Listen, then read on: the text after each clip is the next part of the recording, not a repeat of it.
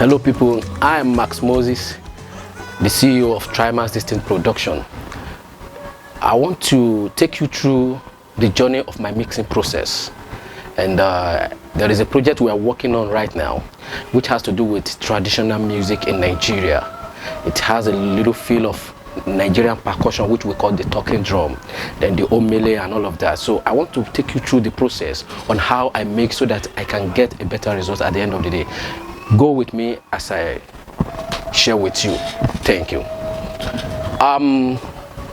The first thing I do here is I come to the loop and I cut the low end and the high end of the loop so that I can get a better result at the end during mastering, so that there won't be clash in the frequencies.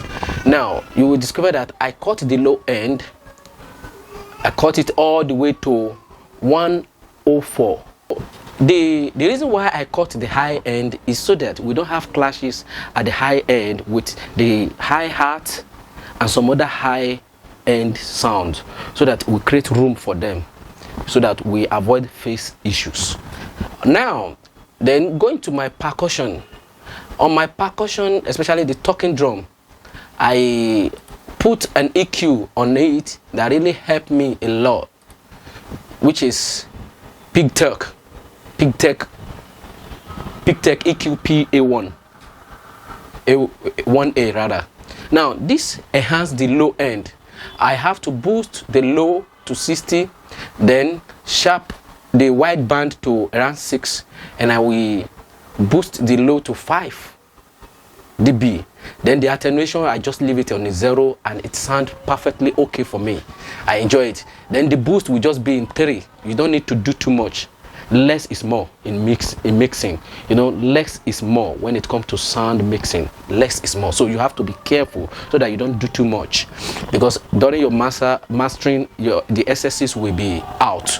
So don't do much. So I just do all of this. Then my attenuation cell, I just put it on 20 and I'm good. I'm not adding any gain. And then I leave the main to 60 Hertz and I'm cool with that. Nothing more. With this we are good. So the kick and the low end, then I just boost around 3.8 kilohertz. Then I cut down around 307 hertz. Then I boost 108 hertz for the high end, for the low end of the talking drum. So with this, the end result is always fantastic. Then on my mastering, I just do some chain stuff.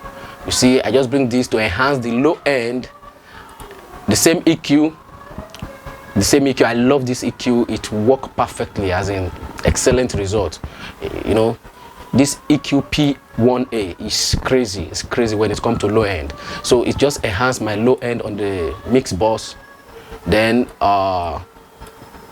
the VEQ4 is just for me to enhance the high end general mix, and you will love what this does. There's something I'm supposed to mention to you on my loop that I didn't mention. I think I have to take you back there. I did something. I used the Ozone 8 imager. That Ozone 8 imager is to enhance space for the loop and spread out my image. It widened the image of the panning of the loop and all of that. It enhanced it, and that work phenomenal, as in you will love it. If you use it, you will love it. It's a crazy stuff. I mean, this is just go to the preset that has the enhanced space and you are good. You just put it, don't do too much. Like I said, less is more when it comes to sound. So when you do this, you just get a good groovy sound, and you just discover that you hear everything in detail.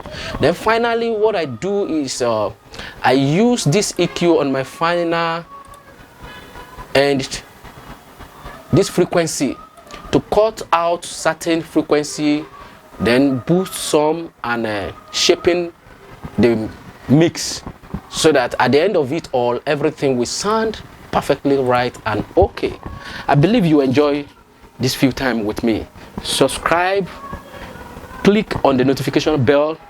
Make sure you comment, share with friends, share with loved one. And on this channel, we'll keep giving you update on how we run things in this studio.